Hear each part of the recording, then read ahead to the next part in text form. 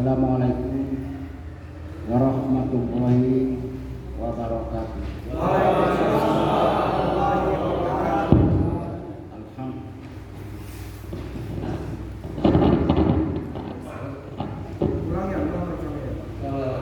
Nanti bisa diedit, Pak.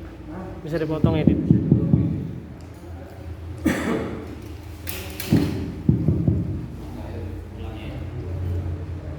Assalamualaikum warahmatullahi wabarakatuh. Alhamdulillahilladzi hadana li hadza wa ma kunna linahtadiya laula an hadanallah. Asyhadu an la ilaha illallah wa asyhadu anna Muhammadar Rasulullah. Saya singkat-singkat saja ya, karena sudah waktu juga sudah mepet.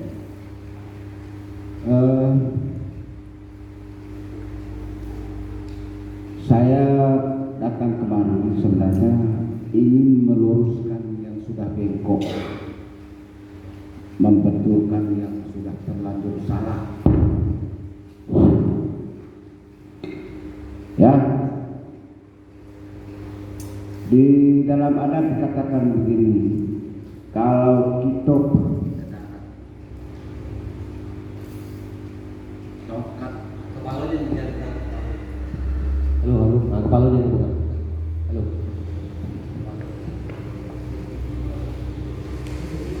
Kalau kita pergi ke darat, tongkat lamu jangan dipatah. Kalau mati dulu.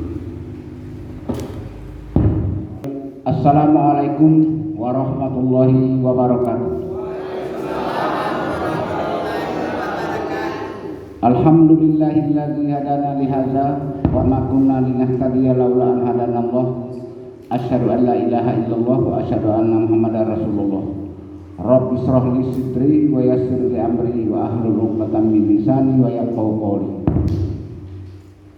Para hadirin yang saya muliakan, kecil tidak disebut namun gedang memang tidak bergelar. Kalau kita pergi ke darat, tongkat lamu jangan dipatah. Kalau kita mengaji adat lamu jangan diubah. Cincang pelupuh kulit baru, ramu-ramu di rumah tinggal. Usang rusuh lapuk dibarui, adat lamu jangan ditinggal.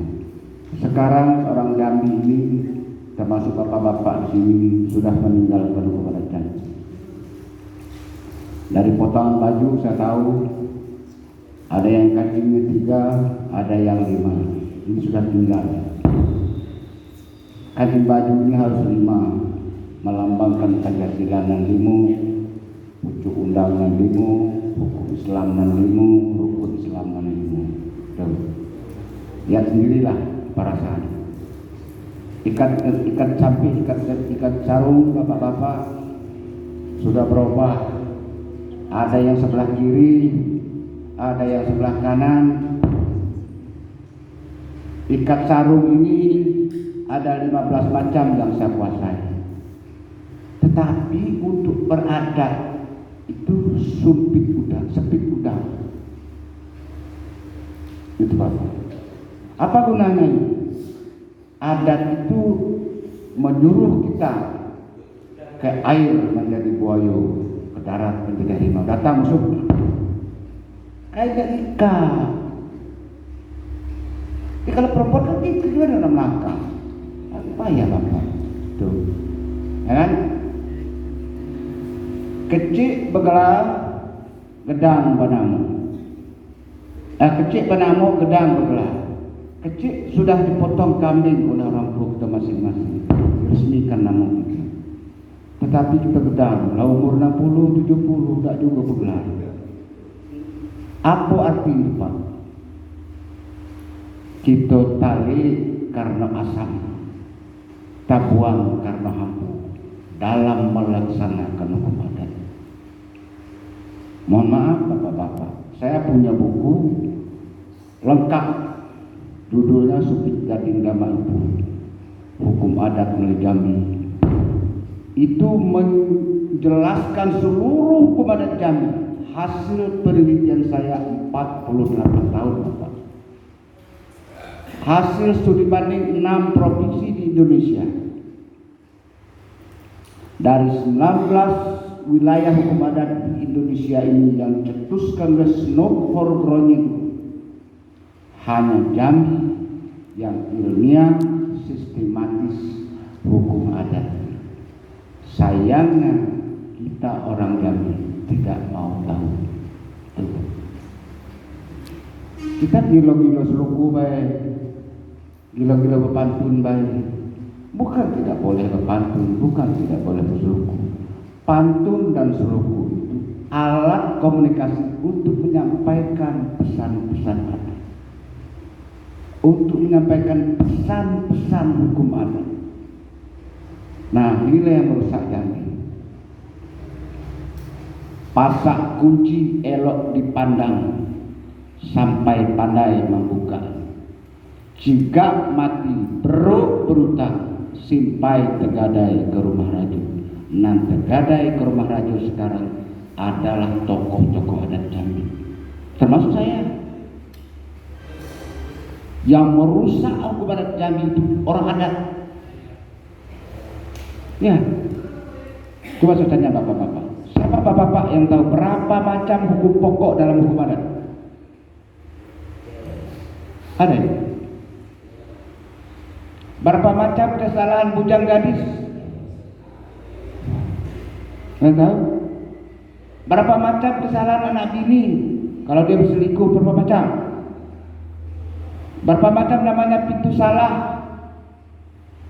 dalam adat? Itu bapak banyak lagi.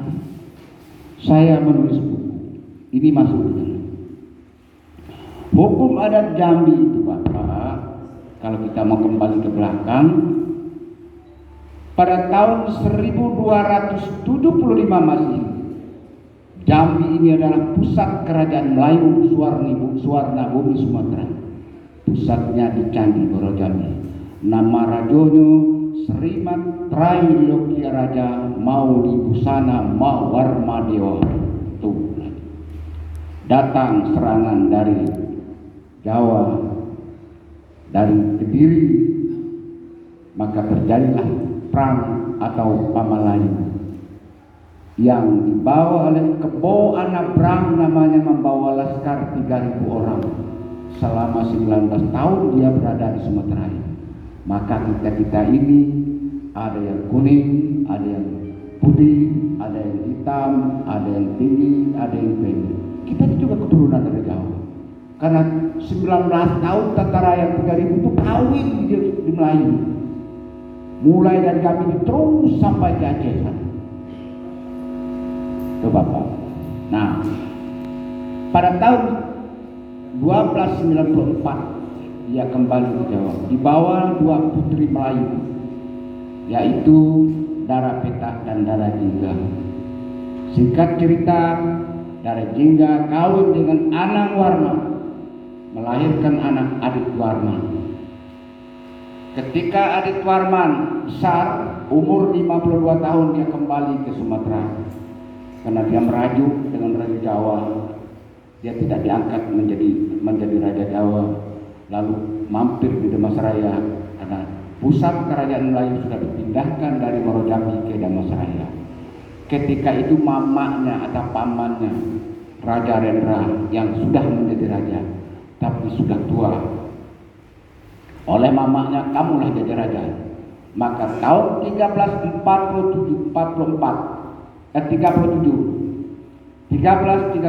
Adit Warman resmi menjadi Raja Melayu Sumatera, berpusat di Damasraya. Karena dia tidak mau tunduk kepada Raja Jawa, dipindahkannya pusat kerajaan dari Damasraya ke Batu Sangkar atau kota bersangkar batu, tanah datar sekarang ini. Ketika itu terjadilah perkawinan dengan anak Raja Pagaruyung yang bernama Putri Jamilan, anak dari Datuk Sutiti Rajo. Ketika anaknya lahir yang bernama Anang Warman, lalu diadakan pesta adat turunan tetapi buaya banyak, maka kota dipagar dengan bulu. Maka terkenallah dengan nama kota pagar bulu. Singkat cerita, sepeninggal daripada Adik Warman, memerintahlah anaknya yang bernama Anang Warman, yang dikenal juga dengan Raja Prama. Pada tahun 1409 terjadi perang di Padang Sibusu, Bapak. Ada satu daerah di Sumatera Barat antara Irian Jauh dengan Solo, itu ada namanya Padang Sibusu. Padang itu penuh dengan bangkai manusia dan binatang, busuk, tidak terkuburkan oleh orang, maka disebut Padang Sibusu. Di situ mereka berperang. Singkat cerita, Anang Warman kalah perang. Ketika kalah perang, lalu dia menyerah kepada Raja Jawa, tunduk patuh kepada Raja Jawa, maka dia diangkat kembali menjadi raja, tapi Sumatera menjadi bagian dari kerajaan Mataram. Itu Bapak. Orang Jambi tidak mau tunduk kepada Anang Warman lagi. Karena Anda berperang, kenapa kami tidak diajak? Jambi tidak diajak. Indrapura tidak diajak. Riau tidak diajak. Maka akhirnya negara kerajaan Melayu Pagaruyung pecah. Lalu dikatakan dalam adat, Kampung Batu, Dusun Bangenek Mama, rantau berjenang alam barajo, balik ke Batanghari mendirikan kerajaan alam barajo. Itu Bapak. Rajanya adalah Anang Warman, adalah Tun Telanai. 40 tahun kurang lebih Tun Telanai menjadi raja. Tun Telanai dibunuh oleh anaknya sendiri. Sebelum dibunuh, dia beramanah, saya boleh kamu bunuh, tetapi rakyat Jambi harus kamu serahkan kepada Putri Selaro Pinambasa di Pagaruyung. Itu Bapak. Lalu oleh anaknya diserahkan kerajaan Melayu Pagaruyung kepada Putri Selaro Pinambasa. Maka menghilirlah Putri Selaro Pinambasa membawa 2 angsa putih, 2 biku agama Buddha. Ditemukanlah tanah ini. Singkat cerita, akhirnya Putri Selaro Pinambasa orang Jambi sebenarnya Pak. Maka lahir di Candi Muara Jambi, darah jingga. Darah jingga mak dari anak Adik Warman. Adik Warman lahir karena Anang Warman. Anang Warman melahirkan Putri Selaro Pinambasa. Itu Bapak, jangan kita bodoh orang. Nah, dia orang Jambi, tapi maknya orang Pagaruyung begitu. Nah, lalu menjadi raja Putri Selaro Pinambasa seperti yang diceritakan oleh Dr. Ridwan tadi. Lahirlah anaknya bernama Orang Kaya Hitam. Sementara itu sejarah berjalan Bapak sesuai dengan perkembangan manusia. Hukum di Jambi sudah ada yang namanya hukum jumhur. Sampai ke berapa ya?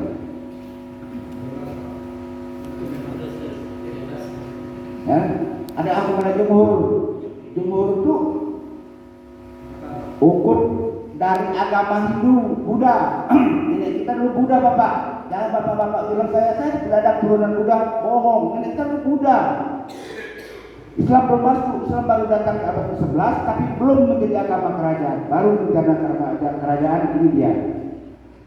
Pada tanggal 1 Muharram 1908 Masehi. Disitulah perkawinan Melayu dengan Islam. Kalau peneliti sejarah, saya kan tidak peneliti sejarah, saya orang hukum adat saja. Nah, maka diadakan oleh orang Kaya Hitam, diadakanlah RBA Bukit Sikutang namanya. Di situ ditetapkanlah hukum adat. Bukan di luar, hukum adat sebanyak sudah berkembang. Yang tidak keperdataan tidak diurus oleh raja. Yang diurus oleh raja adalah tentang pidana, karena tangan kanan. Ada yang namanya dulu hukum gamo-gamo, siapa cepat itu yang duluan, siapa kuat itu dapat. Maka tidak ada keadilan karena terjadilah kelompok. Sudah ada namanya hukum umpang jatuh. Hukum terserah pada raja. Apa kata raja itulah hukum. Kalau ada orang bunuh orang, raja lah yang putuskannya. Kalau bunuh, kalau tidak itu. Nah, sehingga timbullah istilah waktu itu dalam fitnah masyarakat kita. Dibunuh sampai mati, dipancung leher putus. Hukum mati tinggallah bangkai. Hukum gantung tinggallah bangkai. Lahir. Bapak-bapak tahu kemudian berubah lagi. Jadi hukum gama-gama. Ratusan tahun lagi berubah lagi menjadi hukum tarikala. Berapa tahun lagi menjadi kisah. Berapa lagi menjadi kisah dan ya akhirnya menjadi hukum bangun. Hukum bangun ditetapkan tanggal 1 Muharram 1908 Masehi. Itu Bapak. Nah sekarang berjalan waktu, musim telah berakhir. Hukum bangun sudah berubah. Berapa baca hukum bangun? Berapa? Nah, dari ujung jabung sampai kunci hukum bangun itu hanya satu. Ini salah bapak-bapak orang Arab. Orang mati mau 10, mau 1 orang, mau 20 sengaja, mau tidak sengaja, hukum bangun itu cuma satu.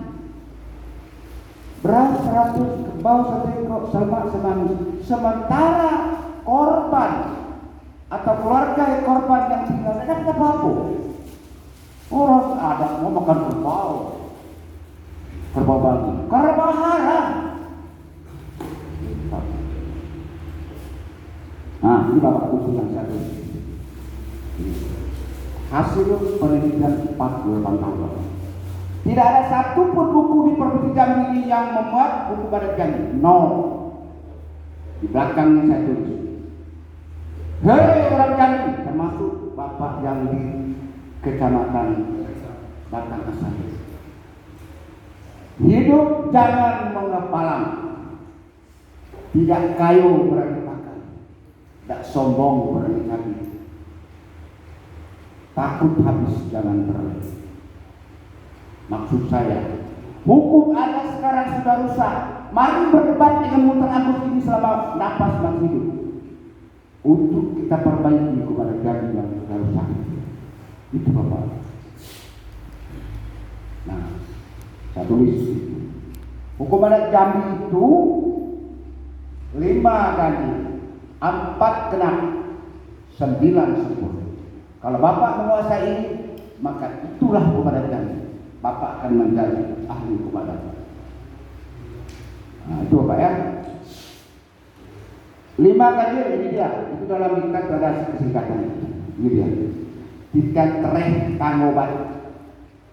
Ini ayat Allah, bukan seluruh adat. Tolong Bapak camkan. Bukan titras, titras luar. Titian tereh. Bahasa itu fosil dari kayu bulian. Mungkin kira bahasa. Tapi dia menurut orang adat, menurut orang kulit hitam, dia adalah ayat Allah. Ada 2 ayat Allah Bapak. 1 ayat Allah dalam Al-Quran, kita sebut wahyu. 2 ayat Allah yang ada di alam semesta ini, yang kita sebut dengan hukum alam.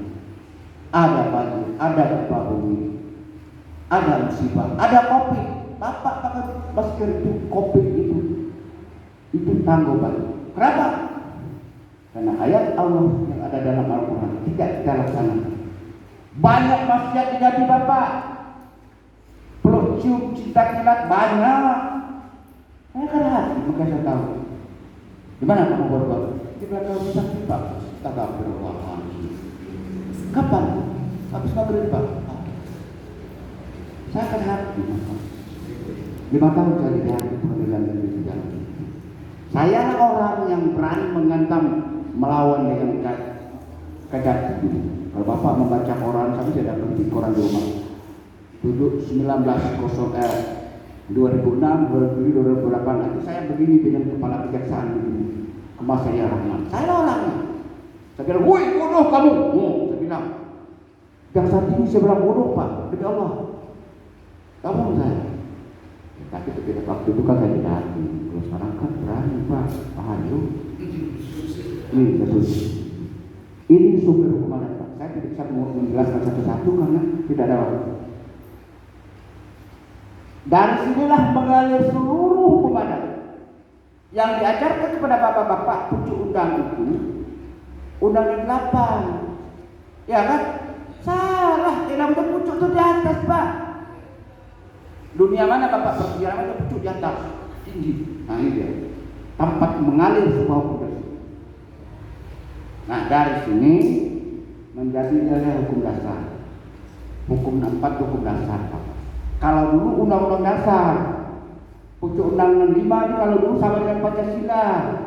Kalau negara Republik ini yang lahir 1745 adalah Pancasila. Tapi negara kerajaan Islam melindungi ini namanya pucuk undang, lahir tak abad ke-16, 1502 Masehi. Nah itu apa? Adat tempat. Adat tempat jangan contoh Sumatera Barat. Itu bagus untuk dia.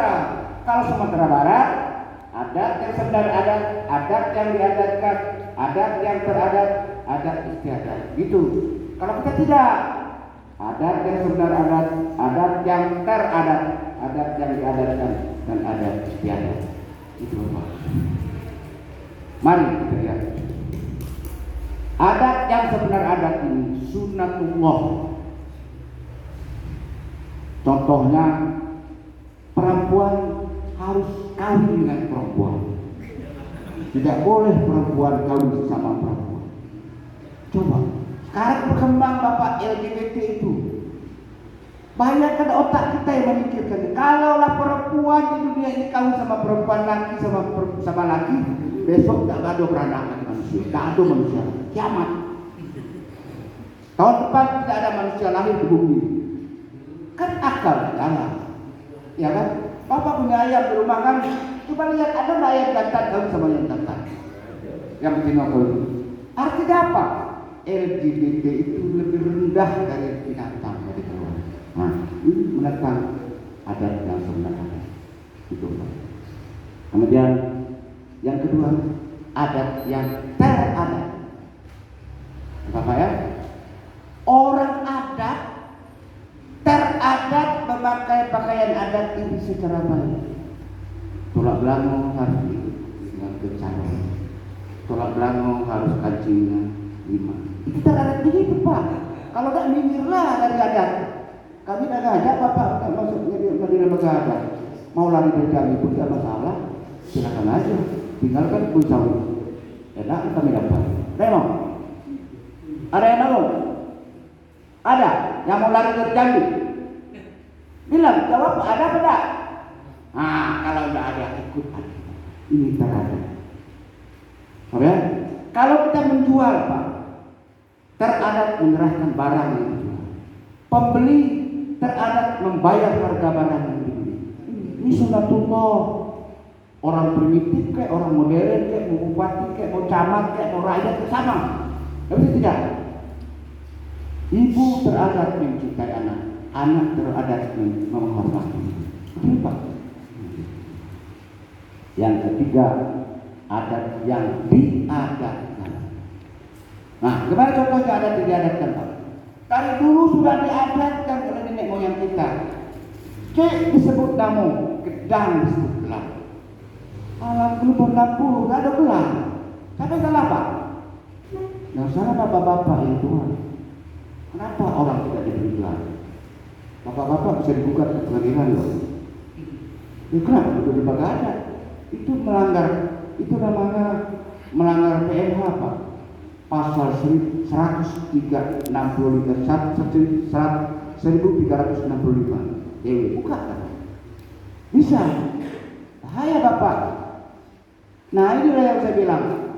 Kita itu mari beradat yang sebagai menangis.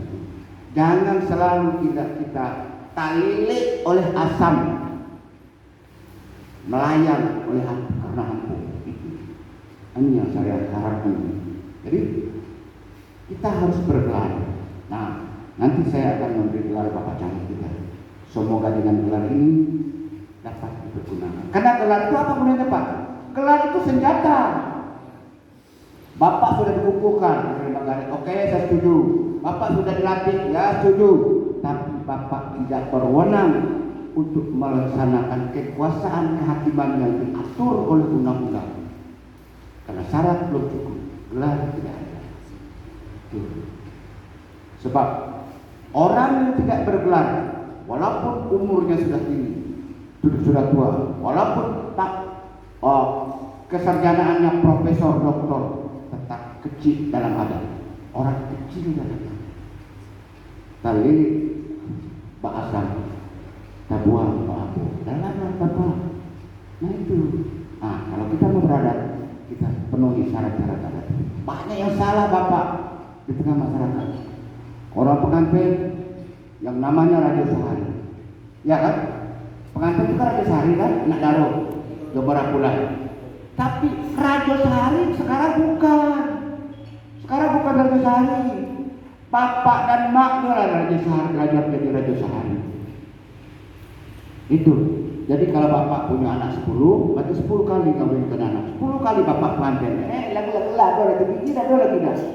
Wah pengantin juga punya anak. Di barat akal sehat kita bapak. Akal saya mengatakan kalau saya mengawinkan anak saya mengundang bapak. Datang bapak memberikan selamat, saya menerima tamu bapak. Anak saya yang pengantin. Dia yang Raja Sehari, bukan saya. Ini keliru. Nah, lebih parah lagi bapak mengundang orang diamini. Alhamdulillah. Kalau dulu pakai siri serampan, Ceranosir dikirim. Karena jauh Bagalang Ribu, dekat Bagalang Sungai, tidak bisa saya pergi meliput orang per orang tidak sanggup. Lalu saya utus orang bawa Ceranosir serampan. Cerano itu lambang jiwa raja. Cerano anggun gagak hingga tegak bagai terbang letih bagai elang menari berisi sirih lemus kawan. Sirih ganti darah, pinang ganti jantung, kambing ganti ibu, kapur ganti otak, ganti benak, tembakau ganti empedu. Lambang jiwa raja orang Jawa ditetapkan di RBA. Tapi orang Jambi tidak mau tahu. Itu makanya nenek moyang kita dulu kirim sirih ke undang sana. Tiap-tiap acara pakai sirih nampak. Sekarang saya tidak tahu, mungkin kecamatan sini tidak ada lagi yang punya Ceranosir. Sudah jadi barang antik. Jangan-jangan nenek itu dijual juga dan jadi barang antik. Bak tulang nenek itu berharga pak. Menurut teori radio Soto, makin lama tulang nenek moyang itu dalam tanah itu menjadi fosil itu berharga. Ini celaka nanti. Nah, ke depan setiap desa harus ada itu pak. Ceranosir. Jangan pakai tipak sirih kalau pengantin dapat. Tipak sirih itu lambang orang mati. Lambang orang hidup juga ada kakinya. Punya hak dan kewajiban. Kalau orang mati kita punya hak dan kewajiban. Itu. Nah, banyak hal yang salah. Kalau saya ceritakan, tidak ada waktu bapak. Nah, dari pucuk undang-undang ilmu ada 4, maka dibuatlah yang kita 9 pucuk hukum adat. Ini 9 dalam buku itu ada. Hukum perorangan, isinya di dalam tentang hak dan kewajiban, pantang dan larang. Itu sih. Manusia telah mempunyai hak sejak dari dalam kandungan ibu. Apa dia ini? Manusia telah mempunyai hak sejak dikandung ibu selama kepentingannya menghendaki. Apabila dia mati jika lahir, dianggap dia tidak pernah ada. Kalau orang berbagi waris, ada punya ibu sedang mengandung, maka dia diganti bagi warisnya. Kalau dia pergi berburu, maknya ada orang menjadi rusuh dulu, maknya ibu yang hamil ikut pergi, maka dia dapat 2 bagian. 1 bagian untuk ibunya, 1 bagian untuk anaknya di kami. Begitu adat yang menghargai dapat. Sekarang orang tidak tahu lagi. Heran kita. Kalau kamu sawah karena orang punya ini repot kita sekarang ini gara-gara pergeseran nilai adat, nilai agama kepada nilai materi. Kami kalau mau selamat kembalilah kepada adat. Ini Pak, ini 9. Sifat orang Jambi pada di sini. Orang Jambi tidak kaya karena emas, tidak kenyang karena makan, tidak rapat, tidak tampan karena rumput. Nah, jadi banyak yang rusak. Saya mengajak bapak-bapak setelah pertemuan singkat ini ke depan harus kita perbaiki. Kita mulai dari pakaian kita, kita mulai siapa kita orang adat itu. Kecil pada memegang bergerak atau tidak. Kalau tidak bergerak mundurlah dari lembaga adat kita. Banyak orang yang mau bangga dengan adat kita. Ya, banyak orang sakit di Jambi mulai dari dulu masih dulu aja. Dan bapak ngerti adat itu, bapak ngerti stok adat tadi. Aduh, tak tahu apa dan dulu juga di lembaga adat. Nah, auzubillah saya dapat honor wakil ketua lembaga adat Provinsi Jambi cuma 50.000 sebulan. Saya tidak bisa mempertanggungjawabkan kepada Allah Subhanahu wa taala. 13 tahun duduk di dalam provinsi, tidak ada program. Allah. Tidak ada kegiatan.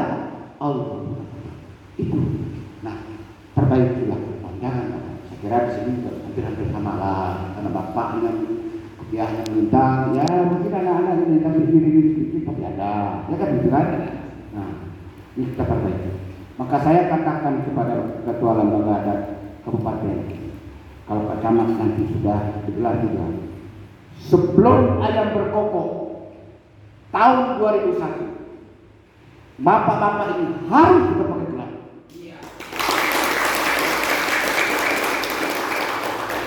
Kalau bapak tidak bergelar, jangan urus adat lagi.